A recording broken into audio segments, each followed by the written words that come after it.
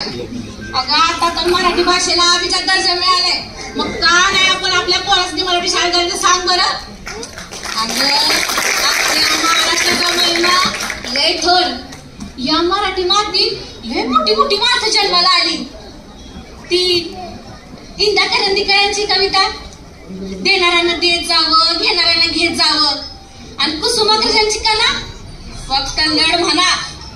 पाडगावकरांची या जन्मावर या जगण्यावर शतदा प्रेम करावं, आणि अशोक बागवे सरांची वासाचा कयळा पाऊस हयळा.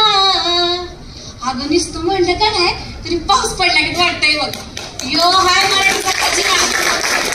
सगळं असता का कशाला जीवाची वळतान करून इंग्लिश शाळेत घालायचं. आता इंग्लिश माहित नाही, आताच्या दुनियेत इंग्लिश येणं मी तितकं जरूर आहे. पण आपल्या मातृभाषेत मराठी भाषेत शिकलं का नाही का आपला पाया भक्कम होतोय बघ. आणि पाया भक्कम असला का नाही